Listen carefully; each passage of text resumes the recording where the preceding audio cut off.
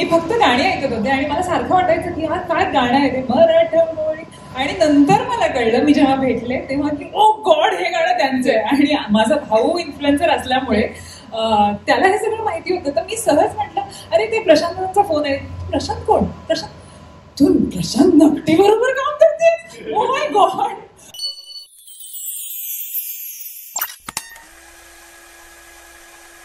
एकतर ही इतकी गोड दिसतेय, हिच्यासाठी जोरदार टाळ्या झाल्या पाहिजे का प्लीज.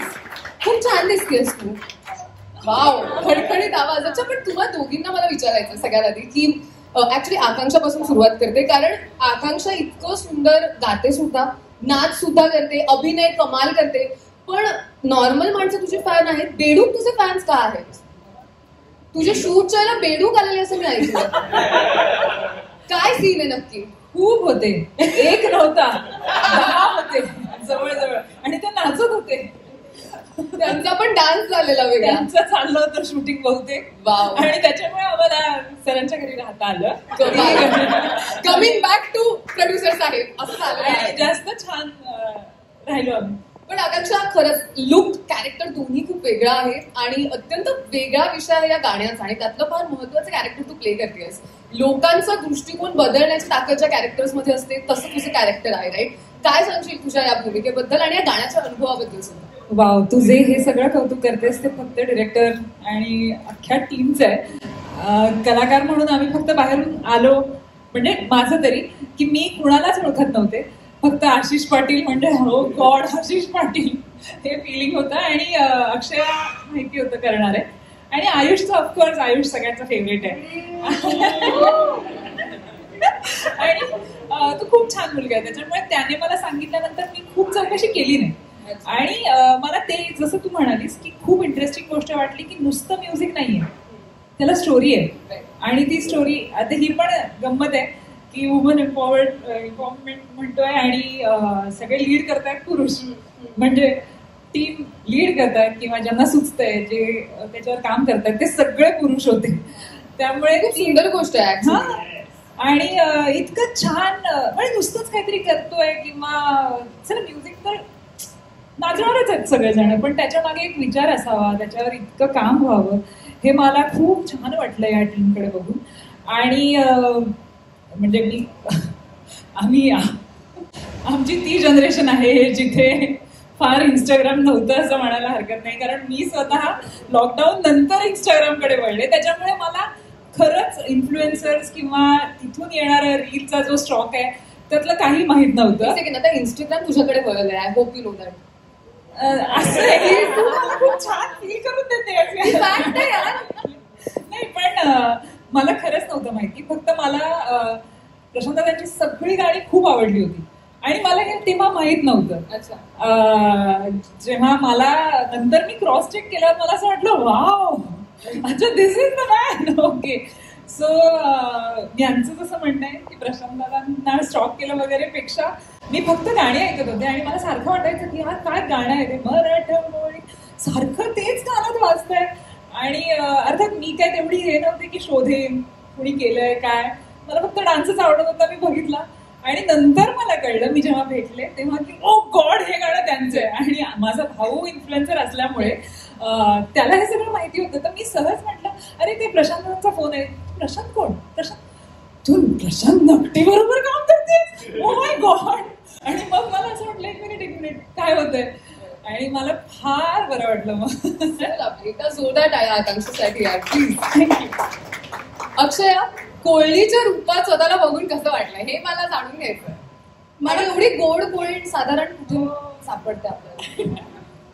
लहानपणी 2च नाच करायला यायचे, एक लावणी आणि दुसरा होता कोळी डान्स. आणि ठरलेले कॉस्ट्यूम असायचे, ठरलेले स्टेप्स, ठरलेली एंट्री असायची. आणि एक सहज माझं बोलणं सुरू होतं एका मैत्रिणीबरोबर आणि मी तिला म्हटलं यार कितीतरी वर्ष झाले मी कोळी डान्स केलाच नाहीये. आणि मी म्हणाले सुद्धा, म्हटलं ना आपण जर पुढच्या 1-2 महिन्यात एखादं फोटोशूट करूया कोळणीच्या लुकमध्ये. आणि मला नानूचा कॉल आला आणि मला कळत नव्हतं मी रिॲक्ट कशी करू, कारण त्याने मला सांगितलं की कॅरेक्टर एका कोळणीच आहे आणि मुळात माझं आणि माशांचं एक वेगळंच नातं आहे. ती वेगळी गोष्ट आहे. त्यामुळे आणि अगदी म्हणजे मी वरळीत वाढले आणि आमच्या घराच्या मागे मोठं फिश मार्केट आहे. सो मला ना एक त्यांना बघून एक जनरल अप्रूप वाटायचं की त्या किती सहजपणे. मी लहान होते तेव्हा मला मोठं होऊन कोण म्हणायचं होतं जी तू आता झालेली आहेस टेक्निकली. हो, आम्ही सॉन्ग आणि फुल प्रॅक्टिस आहे माझी. आम्ही लहानपणी घरी मासेवाडी खेळायचो सुद्धा. एवढं परफेक्ट कास्टिंग कसं असू शकतं यार. मी वरळीला आहे त्यामुळे घराचं वरळी कोळीवाडा अगदीच जवळ आहे. माझे अनेक मैत्रिणी तिथे राहतात त्यामुळे येणं जाणं इतकं बघायचं ना. आणि नेहमी वाटायचं यार असं काहीतरी कॅरेक्टर आपल्याला कधीतरी मिळालं पाहिजे. आणि जेव्हा मला फोन आला ना मी इतकी खुश होते की मी म्हटलं येस मी करते. आणि प्रत्येकाचं एक स्वप्न असतं ना. आणि मला पण असं होतं की यार एवढी छान आपण काम केलंय, नाटक झालंय, ऍड झाली, मालिका झाली, या गाण्यांमधलं एखादं गाणं पण मला करायचंय. आणि ना यावर्षीच्या सुरुवातीला नानू, राहुल, आशिष दादा एका डान्सच्या कार्यक्रमाच्या वेळी माझं बोलणं झालं होतं. आणि मी तेव्हा म्हटलं मला ना आता खरंच परत I want to get back to dancing. आणि बरेच जण नेहमी म्हणतात की आपण एकत्र काम करूया आणि काही कोणाचा फोन येत नाही. पण मला इतकं बरं वाटलं ना की त्या तिघांनी त्यांचा शब्द राखला आणि त्यांनी मला फोन केला न विसरता. आणि of course it's a special moment. आणि ना गेली 3 वर्ष सलग जेव्हापासून मी मराठीत काम करायला लागले 3 वर्ष सलग त्यांच्याबरोबर वर्षातून एखादा कार्यक्रम व्हायचाच. आणि मला असं होतं ह्या वर्षी आपण काही करणार आहोत की नाही असं मनात आलं. आणि ते सुद्धा झालं. त्यामुळे इतक्या स्टोरीज आहेत ना ह्या गाण्याला घेऊन. आणि मुळात मला प्रशांत दादाबद्दल सांगितलं त्याची सगळी जसं आकांक्षा म्हणाली डिट्टो सेम तसंच होतं की गाणी सगळी माहिती होती पण तो माणूस कोण हेच माहीत नव्हतं. पण त्याला भेटलो फुल फॅमिली. आणि ना जनरली असं असतं की आपल्याला खूप हलक्यात घेतात लोक जेव्हा आपण खूप चिलमध्ये असतो. त्यामुळे मी ठरवलं होतं की नाही या पुढचं कुठलंही शूट असेल आपण फक्त जायचं आपलं काम करायचं आणि आपण जास्त इन्व्हॉल्व नाही व्हायचं. इथे आल्यावर एक्झॅक्ट उलट होतं कारण सगळीच लोक इतकी छान होती आणि सगळ्यांनी उलट इतकं कम्फर्टेबली आम्ही सगळं खूप कम्फर्टेबली शूट केलं. आणि ना आपण जितके फ्रेंडली होतो ना कित्येकदा वर्क एन्व्हायरमेंटमध्ये असं होतं की तो रिस्पेक्ट कुठेतरी आपण विसरून जातो. हसी मजाक आपला सुरू असतो तेव्हा ना कित्येकदा लोक त्यांची पातळी विसरतात. पण इथे प्रत्येक जण रिस्पेक्टफुली एकमेकांशी वागत होतं, बोलत होतं आणि खूप छान म्युच्युअली इथे काम झालंय. त्यामुळे त्याचा आनंद वेगळाच आहे. आणि गाणं ऐकल्यावर तर म्हणजे शुअर आहोत आम्ही सगळेच खूप शुअर आहोत की तुम्हाला गाणं खूप आवडणार आहे. आणि धमाल होती. रिहर्सलला आल्या दिवसापासून ते शूट होऊन आज इथे तुला भेटण्यापर्यंत खूप मजा आली आणि खूप असं एक्साइटेड वाटतंय.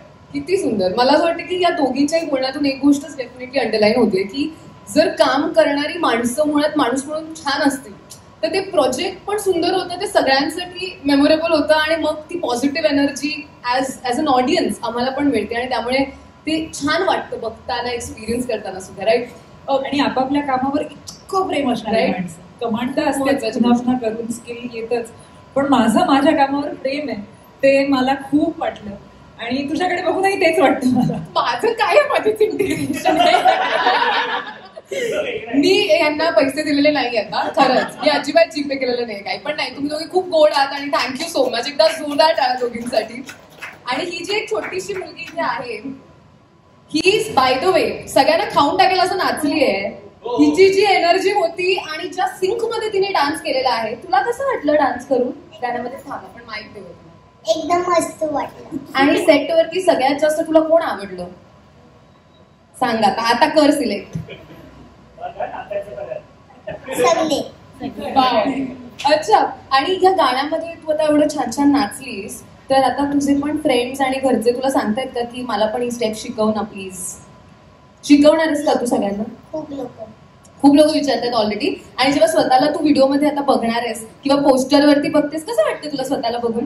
एकदम मस्त. मला असं वाटतं आयुष्यात आपला ऍटिट्यूड हाच पाहिजे एकदम मस्त की सगळं भारी होत आहे. तुम्हाला तिघांचंही खूप खूप अभिनंदन. कॉंग्रॅच्युलेशन. खूप छान झालं तुझं गाणं.